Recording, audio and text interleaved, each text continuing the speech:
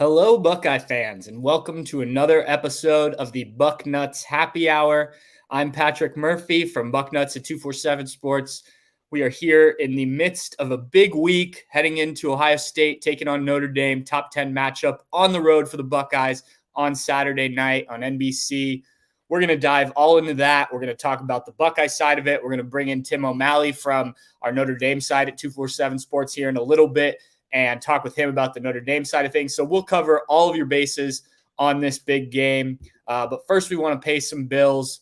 Have you heard about AG1? AG1 is a foundational nutritional supplement that delivers comprehensive nutrients to support whole body health. AG1 is raising the standard for quality in the supplement category. It replaces your multivitamin, probiotic, and more in one simple drinkable habit, creating a manageable daily habit. All great athletes have one thing in common. They take care of their bodies, and a huge part of that starts with optimizing whole body health. AG1 is raising the standard for quality in the supplement category. Big fan, something I do before, days I'm going to work out, days I'm going to jog, things like that. Would recommend very much AG1. Not only do they support the show, but also I can personally tell you good stuff from that group. AG1, if a comprehensive solution is what you need from your supplemental routine, then try AG1 and get free 1-year supply of vitamin D and 5 free AG1 travel packs with your first purchase. Go to drinkag1.com/bucknuts. That's Bucknuts, one word. That's drinkag1.com/bucknuts. Go ahead and check it out. Again, would recommend for everyone out there. All right, well, let's get into it. We don't want to waste too much time. We want to talk about this big game. So we're kicking it off, doing things a little reverse. Usually we have our guest from the other site on first. Today we're starting with Timmy Hall from 97.1 The Fan. We're starting talking Buckeyes. Tim, how we doing over there? Oh, I'm doing fantastic, Patrick, and I'm just happy to hear you do a little live read, baby. Yeah, That's I'm still fantastic. working on it. Yeah, well, I know you're at the Fan. You're over at the station, so I'm going to drink this garage beer here for both of us, and hopefully it seeps in through the screen, through the microphones here. Get you feeling a little frisky before tonight. It does. That's the thing about Garage Beer. Garage Beer sponsors the Beers and Buckeyes segment on the Buckeye Show on Thursday nights now. It used to be on Friday nights, but Friday's a little shorty because we got high school football action. So we could bounce it back to Friday when high school football is done. But for now, it's a Thursday segment with our buddy Patrick at 6:33. I was actually hanging out in my garage this afternoon. It's a great idea for a beer because, especially here in Ohio, a lot of people like to throw their TVs and wall mount them in the garage. I'm still planning on doing that once I got the new floor last year and then painted it red. So it's a great looking Buckeye room with red walls and like a nice, beautiful gray colored floor. And I got like my Aaron Kraft photo, my 2014 national championship printout from the Dispatch is up there, framed and matted. So I got like a whole wall, the back wall is all this Buckeye stuff. It really pops, and it's so good to just sip on some beers when you're enjoying your time in your lovely garage. So it's perfect. It's great. And what a week, man. This is the week that we've been waiting for as Buckeye fans all year long. It was a different kind of start to the season. It wasn't the most action-packed start to a season that we've ever seen. I mean, so different. And I know that's one of the things you've probably been thinking about this week is how different this matchup with Notre Dame feels because we had all off season to go into it. It was a home game, but it was also the first game, and you had the Marcus Freeman factor. James Laurinaitis was over there, so they had an extra, superstar Buckeye on their side. And now Notre Dame's got 4 games under its belt, undefeated. Buckeyes have 3 games under its belt, undefeated. So it's kind of what you want for this matchup to be totally juiced up. But I'll tell you what, I'm still nervous. I mean, I feel much, much better with that performance that they put out against Western Kentucky, but I'm nervous. This is a better Notre Dame football team. It flat out is. It's second year with Marcus Freeman. They are a much better football team. A lot of guys back. They've got some dudes on defense. I love their running back, Audric Estime. He runs hard. He's physical. He's tough. He's fast. And I mean, without a doubt, this is one of the more experienced quarterbacks Ohio State has ever faced. I mean, you can't find a more experienced quarterback than Sam Hartman, who's got his reps, his years under his belt, the snaps, just the games he's played, his attempts, his passing yards, going to be 10th all time in college football history at some point in this game. Touchdown passes. I mean, this guy can sling it. I mean, just it wasn't the biggest game ever, but put on his film against Central Michigan. Throws a pretty deep ball, hits guys on the money. And, I know we might have questioned their weapons, but he seems to be spreading it around to a lot of different guys. So this is going to be quite a challenge and a fun football game, Pat. Well, let's start right there with what the Buckeyes need to do with Sam Hartman. You mentioned about as experience as you could get. I think the only guy they've faced recently that has that same kind of resume would have been Stetson Bennett last year, right? With Notre Dame or with Georgia, excuse me. Obviously, he had a national championship, was a Heisman Trophy finalist, won another national championship after that. In your eyes, Tim, what do the Buckeyes need to do to handle what Sam Hartman has? And obviously, it's not just Sam Hartman. You mentioned the running game. It's a massive offensive line. What's maybe your number one, number two keys to keeping Sam Hartman and that passing game in check? Well, it all starts up front when you talk about doing whatever you can, taking step one to try and neutralize a prolific passing attack. And right there, if we stop right there, Patrick, that's going to be another big challenge for these Ohio State defensive ends. Now, I said this on the show yesterday. The number one guy on Ohio State's defensive line so far has been Tyleik Williams. It's been big number 91. It's been one of their tackles, not one of their defensive ends. And you don't have to look at that as a bad thing.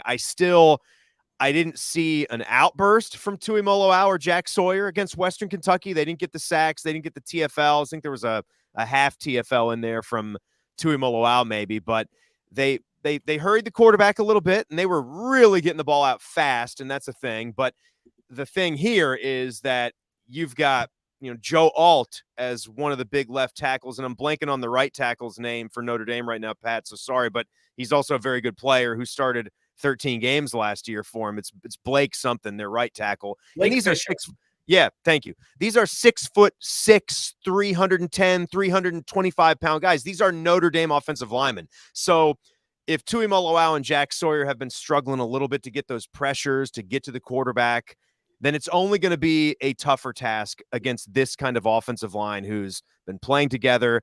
They got some all-American caliber type guys back there too. So that's where it starts. And then we can go back to that secondary, where Jim Knowles trusts 5 DBs to be out there. And you think about, what a big game this will be for Denzel Burke, right? For him to go out there and continue to prove what looks to be a much better 2023. He looks a little bit more pure with his technique from everything that we've seen, especially in that game on Saturday, especially with these shorter routes too. They seem to be sitting on them well, and they seem to be reading the quarterback. And as soon as that ball is out, they break on it, and they're able to, not interfere with the receiver and then swipe down and get the PD or the PBU. It's looked really good, but that's the two big things. It starts up front, and then after that, how much do we trust this secondary? If Sam's going to get the time and going to get the ability to scan the field a little bit, how accurate is he going to be on Saturday night? And can these Ohio State DBs stay right with these Notre Dame weapons? To me, you're exactly right. It starts up front. And I thought it was interesting what Jim Knowles said this week, that he thinks that Jack Sawyer and JT Tuimoloau are, and I quote, doing their job. Now, I guess I'm not in the meeting rooms, so I don't know what the job description is of an Ohio State defensive end. I would think you'd want more production, on the stat sheet, because you haven't played teams that, I know they ran the ball a lot, but as we talked about last week, Tim, there's not a lot of tackles for a loss there, even if they don't, you don't want to talk about sacks. Now, I will agree with Jim Knowles in this. Last week, especially, I liked the pressure that entire defensive line was getting, led to the interception for Steele Chambers, led to a 4th down stop that Josh Proctor ended up knocking down. Mm-hmm. So I do think that they are making quarterbacks uncomfortable.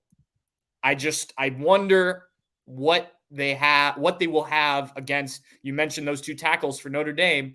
The whole offensive line is pretty big, pretty experienced.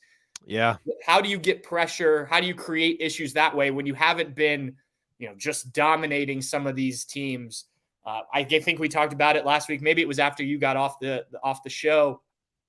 I just have to think there's more from these guys. Like there's, I for agree. a game like this, you're going to see these guys bring out all the tools, right? It's not just, I can use my speed, I can use my strength to get past guys. I just have to imagine that these two former 5-star defensive ends have more in that toolbox that's got to come out in a game like this, at least at some point, to get some of that pressure, because you don't want Sam Hartman back there 4 or 5 seconds able to pick out a No. receiver. And look, like, let's face it, there's different ways to win a football game, right? We understand Sure. that if Tuimoloau and Jack Sawyer don't wind up being big strengths of this defense, and maybe it is going to be the interior of the defensive line that we wind up talking about a lot when this year is done. I kind of think that's the way it's going to go. If this defensive line is going to be as close to as dominant as we thought it would be, I think most of that production is going to come from, happy and healthy Tyleik Williams and Mike Hall Juniors. And this is also that type of game when you've got outside tackles that are so good. What helps? It's when you can blow up the middle of that line of scrimmage, when you can harass the center and the two guards. Sure. And cave in that pocket from within and force Sam Hartman to run outside. That's when, because the way that I've seen it, it feels to me like Tuimoloau and Jack Sawyer have been taking these wide angle roads to try to beat their tackle on the outside and then do like their kind of duck under move to make a go at him. And a lot of times the QB's just been able to step up in the pocket a little bit, or he's been able to sidestep that and then get rid of the football because they're just a little bit too outside or too far back behind the quarterback. And so if we really get another great couple of games from Mike Hall Jr. and Tyleik Williams, and those guys are mammoths in the middle, that could help a lot. And the thing that Jim Knowles said about, we're about the wins, right? I mean, I would agree with that. But at the same time, if Ohio State has to go out there and win this game, 42-35, I'd be happy that they beat Notre Dame on the road. But if it's with Sam Hartman still throwing for 385 yards and 3 or 4 touchdown passes, and he had all day to sit back there and throw, then we would still have something to discuss going forward, because Notre Dame it's a great game coming up. This would be a great win, and it's one that you can, build a college football playoff resume on. But it's also just game 4, and if you win this game, you'd probably be thinking that you'd be seeing somebody better than them on the path to trying to win a national championship, and you still got to go on the road to play Michigan. You still got to go on the road to play Wisconsin, who Notre Dame is clearly better than right now, don't get me wrong, and Penn State. So if that's the way it went, and if you win this game and it turns into be an offensive shootout when we are starting to think that this Ohio State defense is much, much better, and we revert back to maybe some of those blemishes we saw last year where a quarterback's able to just sling it all over that defense, it would be at least a minor problem, even in a win. But, I mean, I will happily take the W and then go forward and continue to figure some of those things out if they're going to persist. Yeah, I think that's the thing. Ryan Day touched on that yesterday, on Tuesday when we spoke with him. This is one of the games you just win. Now, obviously, you're going to look and project. We are going to look and project forward of, okay, if they do have some struggles, do you then have to worry about down the road against Penn State, at Wisconsin, at Michigan, those type of games? But I think you come out of Notre Dame with a victory, a top 10 victory. Some things had to work right, in order to get this win on the road. It's not like you can go in there and you don't have CJ Stroud back there to just try and win you the game like he did against Georgia, even though your defense didn't play well. So I think if you win the game, there's going to be a good amount of positives coming out of it. But even if there are some questions, let's flip it offensively. Say the offense doesn't look great. Kyle McCord maybe has a rough day in this first tough road atmosphere. They can't get the running game going as much as they'd like, but the defense plays really well and you're able to do enough. You make some field goals, you win the game that way. The talk next week will be, is Ohio State's offense good enough to win a national championship? But that's an offense that's going to grow, right? And I think we all have confidence that Ryan Day can get that offense where it needs to be, but you still won the game. You'd rather be working from a place of 4-0 on the season than 3-1 and trying to figure out a lot of things, right? is kind of the way I look at it. But let's talk about that offense and kind of going on the road there. How much of a difference do you think it's going to make? Notre Dame's got an experienced quarterback playing at home, an experienced offensive line. Ohio State this year, not the experienced quarterback, not the veteran offensive line, though there are a couple of them on there. What impact could that have on this game for you, Tim? Huge. It's a huge impact, and you make a lot of great points too. And I do want to buy in, and I do want to say before the fact that no matter if they win, if Ohio State wins this game, I'm not going to care so much in the heat of the moment how it goes. So just if you want to know like how that post-game show is going to sound at the beginning, it's going to be with praise and with credit for going on the road to beat a top 10 team that's got some experience, and then after that, we can start to nitpick a little bit like we do and think about how Ohio State's going to go forward. But you're right. Games like this is not Indiana. This is not Youngstown State, Western Kentucky. You win the game. You win the game, and then you move on from there. But as far as the quarterback issue for Ohio State and the lack of experience for Kyle McCord, well, this is everything that you live for, right? This is everything that you play for. So I'm looking at it in that regard, where Kyle McCord won this quarterback job for a reason. This has been years in the making. This is everything that he's dreamed for. This is everything that he's been practicing, everything that he's been playing for. I would think that his teammates, all of his guys this week are trying to instill in him some more confidence, maybe a few more attaboys when he really throws one on a frozen rope in practice, or if he hits a Mecca in stride, or hits Marvin Harrison Jr. with a nice dot in practice. Those guys are letting him hear about it because he needs to feel confident going into this game. Because when you talk about guys on Notre Dame's defense too, they've got one of the best sophomore cornerbacks in America and Ben Morrison. They've got a really good they've just got good linebackers across the board, right? Just name any one of those guys. They're all pretty solid. Maybe none of them are quite as good as Tommy Eichenberg or Steel Chambers, but they're all pretty damn good. And Howard Cross on the defensive line is a great name and a guy that you're going to have to pay attention to. But this is it. I can't quite tell you right here on Wednesday what's in my gut, how easy this is going to be for Kyle McCord. I can envision a 3-and-out or two, as they're settling into this football game, because the lights will be bright. This is a big, big stage, and this is not one that Kyle McCord has seen yet in college football. Yeah, it's certainly going to be a challenge for this offense. I'm interested to see what the atmosphere is like. I was talking to a friend earlier this week who has gone to multiple games at Notre Dame, been at some of the night games. He said it's a pretty crazy atmosphere. He's been to other, he's obviously been to the Shoe at night and things like that. And he was like, yeah, it doesn't quite compare to that. Obviously, this game, the Georgia game, when they get USC and stuff in there, Michigan when they would play there, it ramps up. But he was like, I don't think any of these guys, especially the experienced ones, will be overwhelmed by this atmosphere. But it's still going to be a loud situation for Kyle McCord and the offensive linemen to try and navigate there as they're trying to communicate. I think an interesting, and you sort of touched on it there, an interesting matchup, Ohio State's talented wide receiving group against this Notre Dame secondary. Obviously, it starts with the protection and Kyle McCord getting the ball to these guys. But once they get the ball in their hands, I know that Notre Dame's secondary is good, but I think it's advantage Buckeyes. I would like to see things spread out a bit more. I think Ohio State, after week one, where the top two receivers and Marvin and Mecca didn't get a ton of receptions, I feel like they forced it to them a lot, and it works most of the time. But like Julian Fleming's gone pretty quiet in terms of catches the last couple weeks. Cade Stover came back last week with some big plays, but didn't do much 2 weeks ago.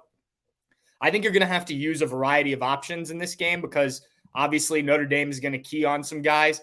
But I think the Buckeyes have a bit of an advantage with some of these receivers against any secondary, but yeah, I would agree with that. I mean, the wide receivers know where they're going, right? Like you could take the best cornerback in the country and then the best receiver in the country, and I would just give the advantage to the best wide receiver in the country. The challenge, the extra bit of that challenge is on that DB who doesn't quite know what route this guy's running unless he's just completely brilliant in film study.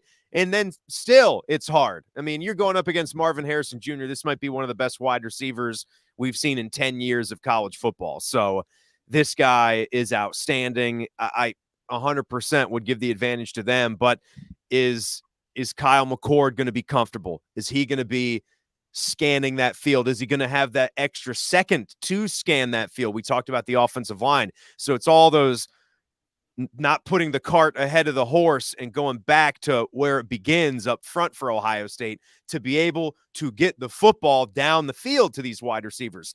And that's what becomes really, really frustrating as an Ohio State fan, right? Is to have all these toys, is to have all these weapons, and then maybe come across a game where you struggle to get the ball in their hands. So if they have to adjust and maybe run some shorter routes or get over the middle a little bit quicker, hit Cade Stover, they don't lack anything in that department. I mean, this is a game where, Carnell Tate could wind up, catching a long touchdown pass and showing, college football who he's going to be over the next few years.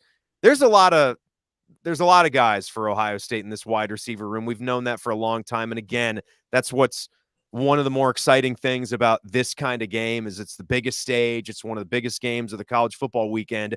Although we've got a ton of great games this week in college football, which is a lot of fun. And this game is a part of that. But I can't wait to see how it plays out, Pat. I asked Biddle and Hellwagon this when we did our show yesterday. Who is maybe one, maybe two, depending on what you think, X factor for the Buckeyes for this game in your mind?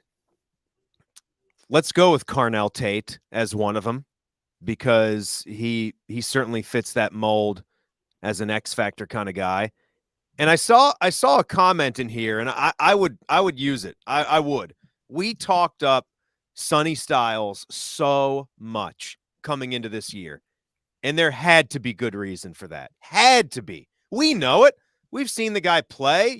You've seen him even here at the start of 2023. This guy has been in on some big plays, some bone crunching hits, and we heard that he was able to play some more of that deep safety look before they kind of brought him down into that nickel corner position.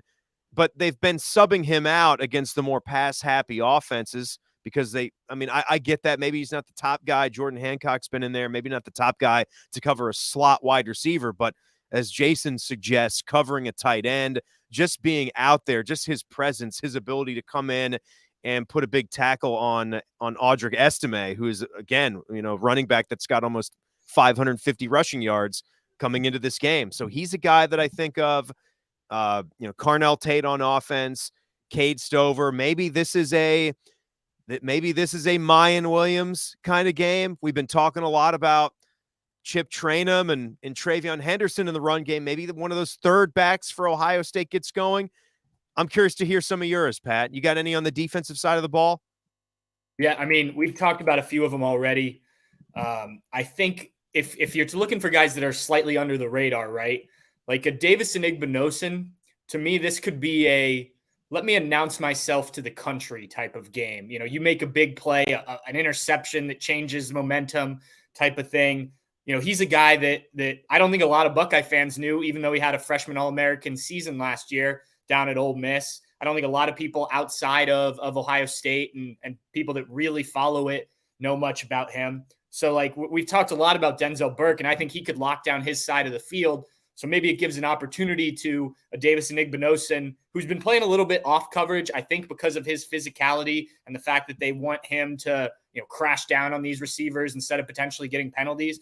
Well, if he can crash down and get there in time to pick that ball off or jump on an errant throw, maybe somebody like that. What about a Cody Simon? I agree with you with Sonny Styles. I think he's going to be in the game a lot more so than last week because of what the matchup is. As Jason said, he's going to have to help on their tight ends. He's going to have to help in the run game.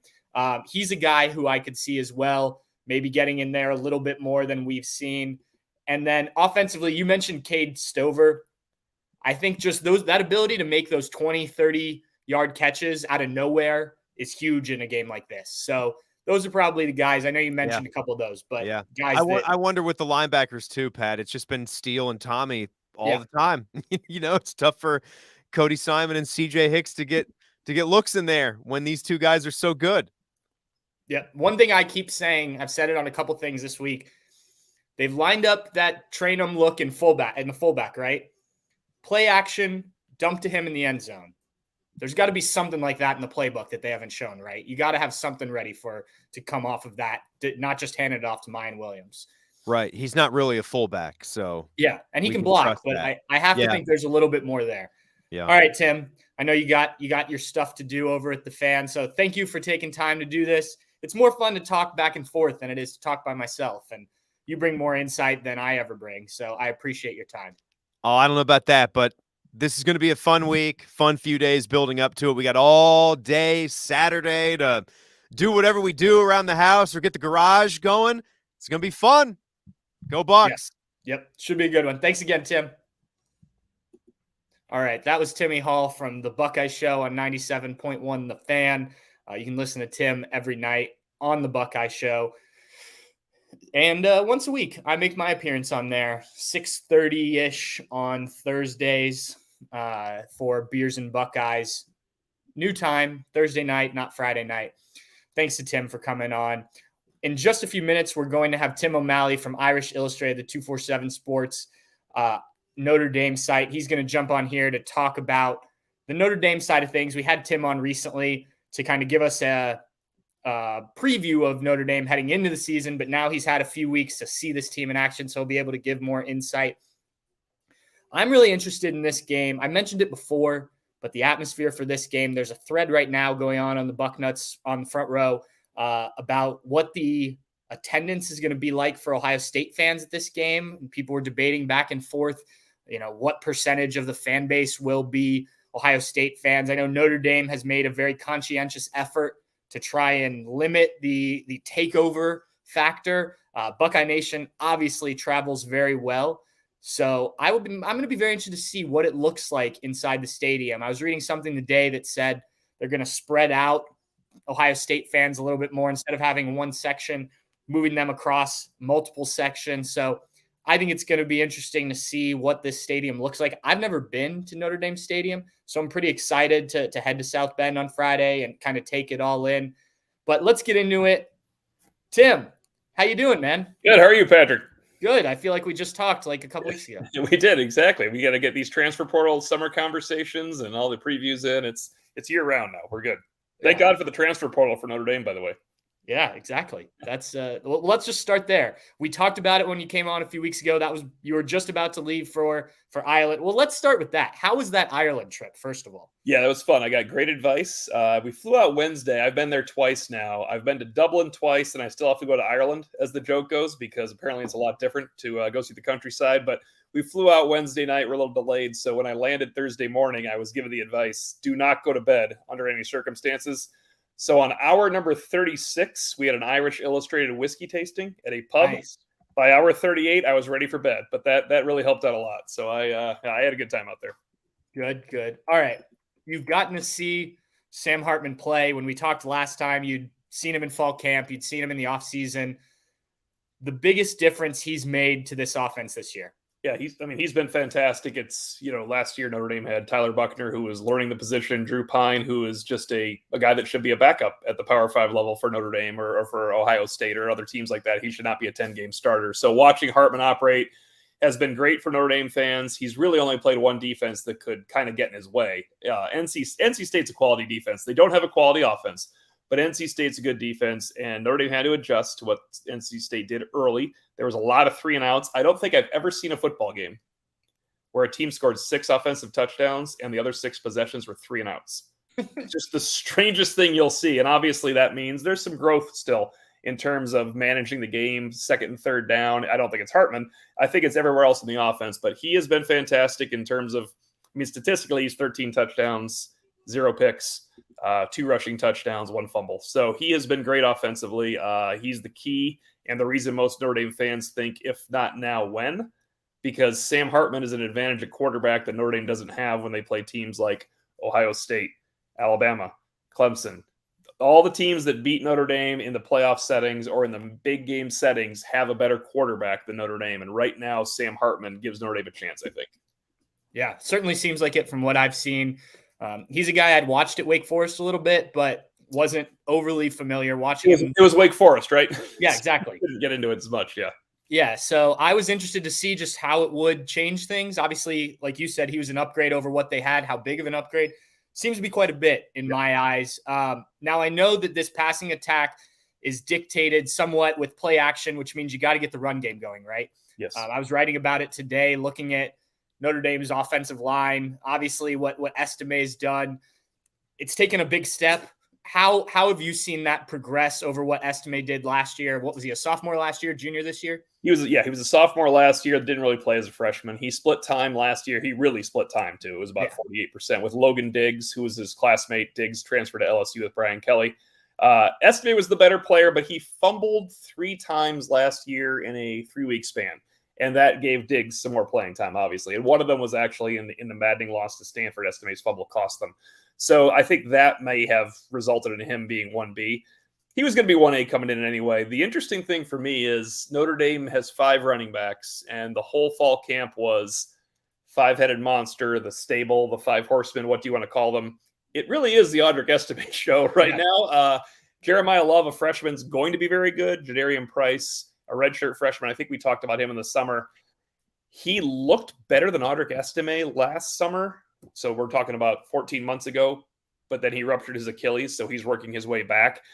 It is the Estime show, and it will be against Ohio State, I think. They will play the other guys. They will get them in.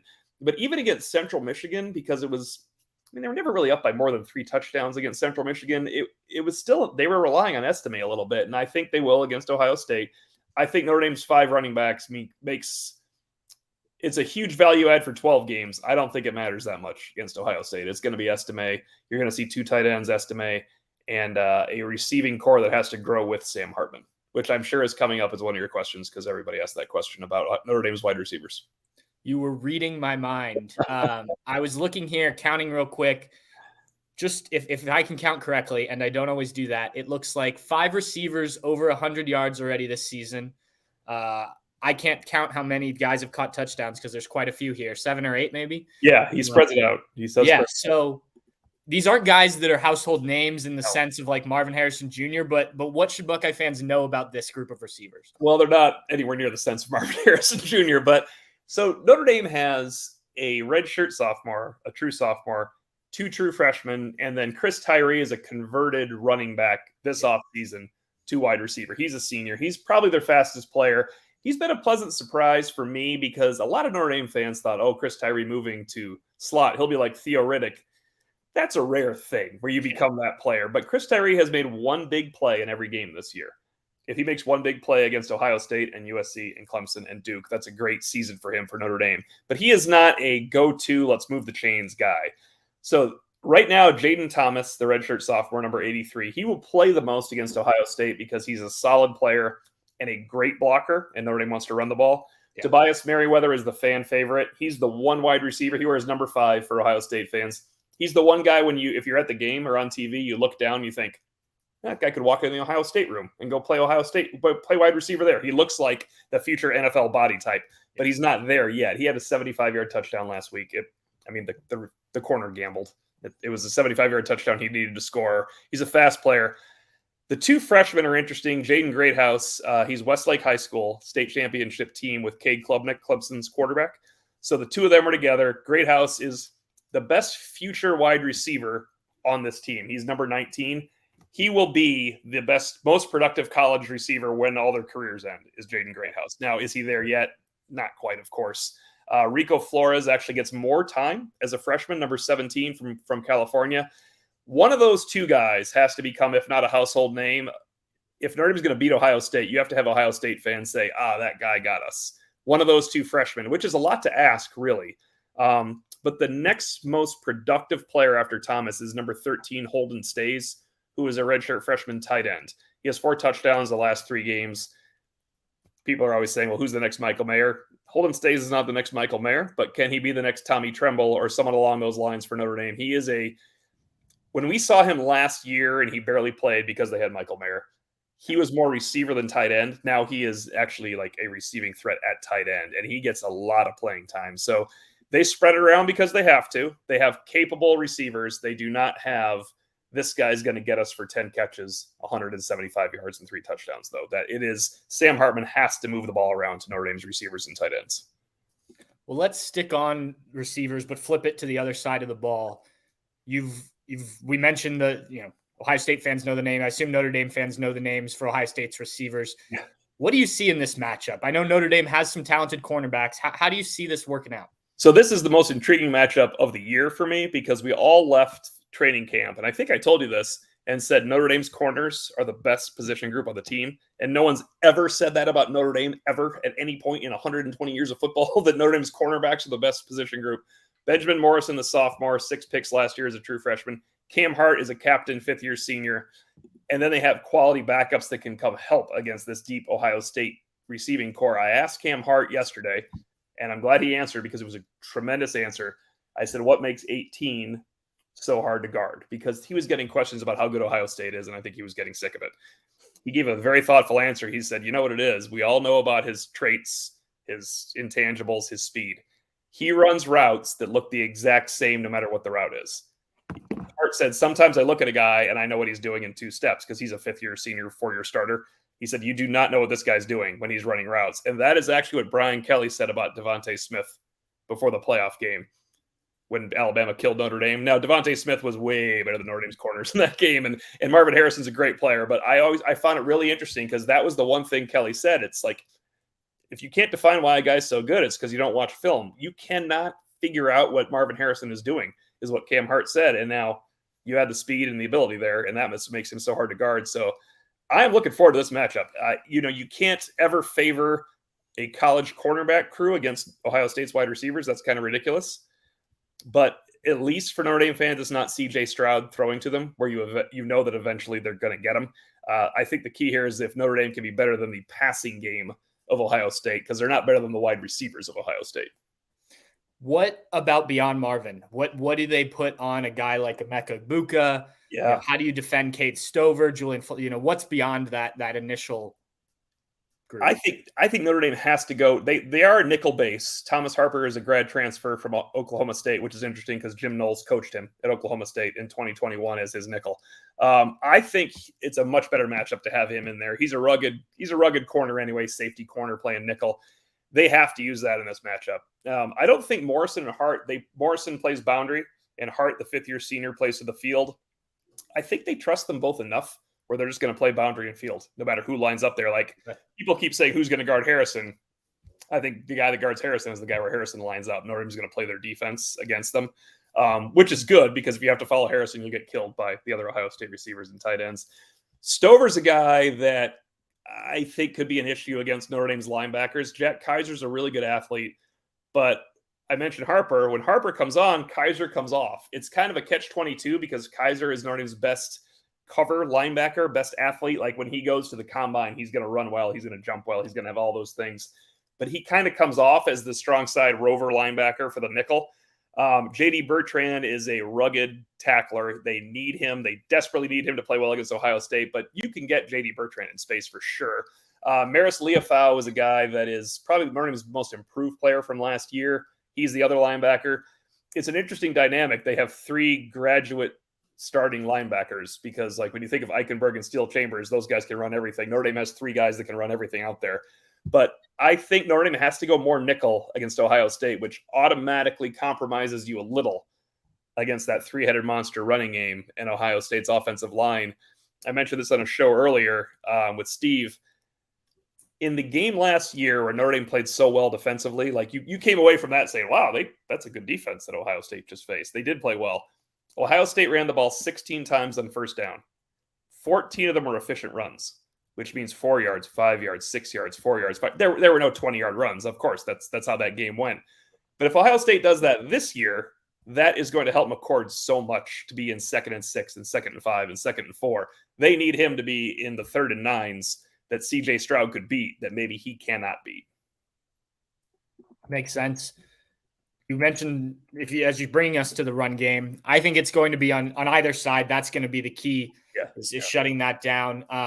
How's Notre Dame been against the run? I know they haven't played anything elite, but what do you kind of expect from them in a more even matchup? Yeah, I wish I could tell you, because NC State does not have an offense. NC State has a very good defense. Like, Notre Dame fans were mad that game was only 45-21. NC State has a good – Ohio State's defense is better. But NC State has a quality defense with some defensive linemen out there and some corners.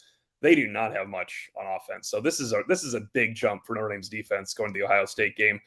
I think that the defensive line has played well. Like, Notre Dame fans were mad that Central Michigan ran the ball pretty well. They had 4.8 yards sack-adjusted carries in that game.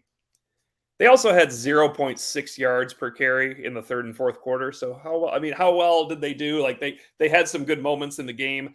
I do think that Ohio State's offensive line, it's a bigger offensive line. I know they're not playing to their peak right now. I think the concern, if you're a Notre Dame fan, is that front five and tight ends can kind of wash out the defensive line of Notre Dame a little undersized compared to other ones you see out there where you have efficient runs. I'm not saying like Ohio State's going to run for 250 yards because of this, but that they become an efficient running team that keeps them ahead of the chains. I think that is a poor recipe for a Notre Dame win. You have to get Ohio State behind the chains a little bit with a young quarterback. You have to win somewhere, so you have to win against McCord.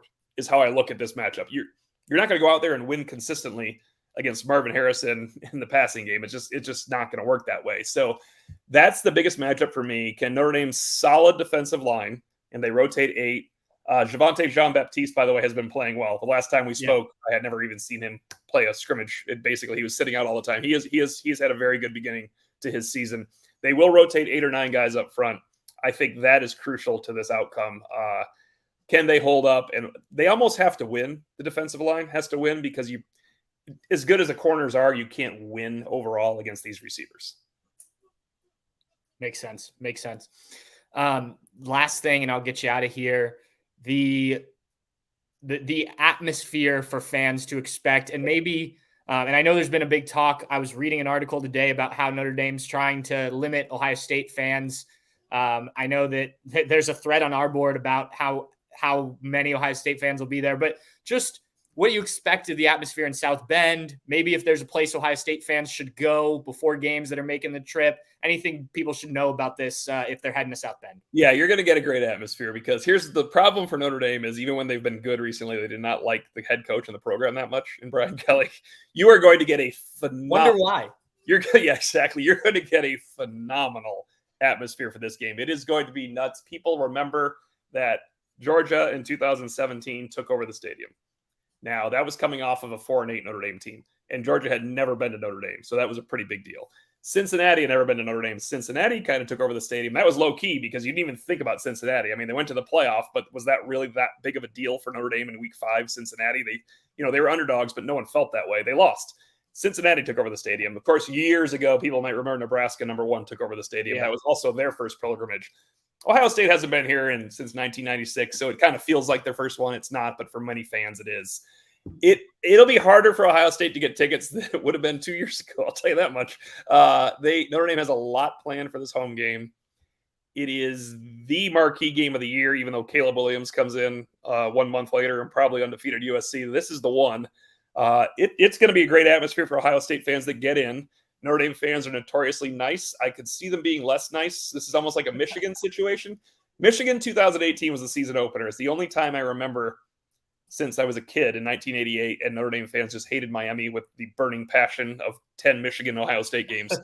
The Notre Dame-Michigan game in 18 had some vitriol in those stands, but that you got to remember, the Michigan fans live across the border. Notre Dame is on the border, and there's something going there. I feel like Ohio State fans and Notre Dame fans, for playing rarely, have a weird rivalry, and I think it might be involved this time around. If you're coming to Notre Dame as an Ohio State fan, there's a lot new stuff around campus if you were here before. Eddy Street Commons is 100 yards away, and there's bars there to go to. They'll be packed, but there's enough around campus now where the vibe on Thursday night and Friday is going to be great in South Bend. I remember I took an RV to Columbus last year. We got there Thursday. It was fantastic going out in Columbus for that game, and I think it's going to match it this year. This is Notre Dame's biggest home game. This is Notre Dame's biggest game of the year, which is crazy to say because Clemson's the rival recently, and USC is, of course, their biggest rival, and USC is great right now. It's going to be a fun atmosphere, man. This is going to be a little different, I think, than than Notre Dame usually has for their rivalry games. Just want to clarify something real quick. You said you think USC is coming in undefeated. Does that mean you're a Deion Sanders hater and you don't believe No, I'm a happening? 49er fan, so Deion Sanders delivered a Super Bowl, so I have no problem with Deion, but I do think that I'd like to see Deion beat Oregon and USC beat Deion, because I think Notre Dame media needs USC to be undefeated for that game as well. And They probably need Notre Dame to be undefeated also, but that would be the Caleb Williams hate is real around South Bend after last year. I can tell you that. He does not sit well with Notre Dame fans. Yeah, makes sense. Well, I'll say this, if any Notre Dame fans do watch this, I talked to him a little bit when we were at the Heisman Trophy. He's a really nice kid. He seems like it. I think it was the fingernails and the 100 touchdowns he scored was a problem for Notre Dame fans in that game. But that was understandably. Well, Tim, thank you very much. I know you've been requested a couple times this week. We'll have our story with Tim answering some more questions later on this week for Bucknuts readers. Tim, thanks again, and I look forward to this weekend. This should be fun. Thank you. I'm glad you did not ask for a prediction, because it's Wednesday, Ohio State week, and this is not like Duke. This is I am having trouble with this prediction. I think I'm going to go under, believe it or not. Yeah, I am too. I've been back and forth quite a bit. I still have I got asked on a podcast on Sunday. Oh yeah, I'm not ready for that yet. So no, I wouldn't do that to you. All right, we'll talk to you this weekend. Thanks again. We'll see you. Yep. All right. Thanks again for Tim. Busy week. He was on a podcast with Steve Hellwagon, one of my coworkers, earlier today. He's done a lot of good stuff to help us out this week. So appreciate everything from him. Okay, we're going to end this one with the segment I started a couple weeks ago, what you'll be reading. Basically, if you've missed the last couple shows, the idea of this is the headline you'll be reading on Sunday morning coming out of this Ohio State Notre Dame game. First of all, I want to say, I think however this game goes, there's going to be overreaction. And I think it's important to remember, if Ohio State loses this game, yes, there's going to be concerns. There's going to be a lot to talk about. But the season isn't over. They still have a chance. If you go win the Big Ten, and now obviously you'll probably have to get better in doing so to do so. But if you go win the Big Ten, you're probably still going to college football playoff, and everything's in front of you, i.e. 2014 Virginia Tech. You go on and you get better and whatnot, and everyone knows what happens there. On the flip side, if Ohio State wins this game, we saw what happened after last year. Ohio State beats Notre Dame. Everything looks good coming out of week one. Now, obviously, Notre Dame went on to lose to Marshall and had a pretty disappointing season from where they started, but one game does not a season make, I guess is what I'm saying. So without giving too much away in terms of where we're going prediction-wise, and stay tuned, end of the week, we'll have those predictions on Bucknuts for our whole staff.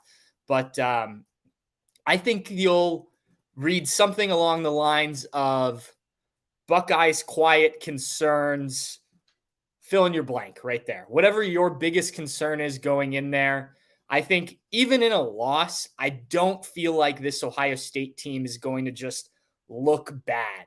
Now, that doesn't mean you'll feel good about it coming out of Sunday, but I do think, okay, this offensive line has made progress. I think they can go in there. You heard Tim talking about Notre Dame's defensive line has to be at its best because it's not this elite group. I think you will see quarterback play look like another week, another progression for Kyle McCord. I think this defense is going to play well enough.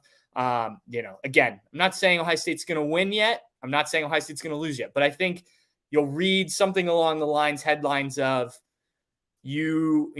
Ohio State, rests concerns on or puts concerns to bed on whatever your top concern is. I think this, even if the Buckeyes lose this game, they will do some things that people say, okay, this is still a team that can make a run in the Big Ten and still get to the college football playoff if you clean up a couple things here or there. I don't think this is going to be any sort of devastating loss if it is that side. And if they win, obviously, the things that you need to see will continue to get better, will have gotten better. And I think Buckeye fans will be pretty pleased. As I said before, I'm really looking forward to this game. Not only the chance to go to Notre Dame, go to South Bend, a place I've never been before, and take all that in, cover a game like this, which is always an incredible part of this job. But I also think it's going to be a really good game. I really do. I think, I think that's why it's so tough to kind of pick which way you want to go with it or what you want the score to be, because I do think both of these teams have a lot of talent. Obviously Ohio State, if you look at the 247 Sports talent composite, they are the more talented team, but that doesn't always play out on the field, right? And Notre Dame has a lot of experience, especially at some key positions. So I think it's going to be a really fun one Saturday night. I hope for those of you who are getting a chance to go to this game, you have a great time. For those of you who are watching at home or wherever, I hope you really enjoy it. Take it in. We don't get these games that often. You do get Ohio State, Michigan, you do get Ohio State, Penn State, but Ohio State, Notre Dame, something on these campuses doesn't happen all the time. Maybe we'll see it more with the new college football playoff format. We'll see, but I think it's going to be fun. Hope everyone enjoys it. And if it's your thing, have a couple beverages for this game. Cheers, Buckeye fans.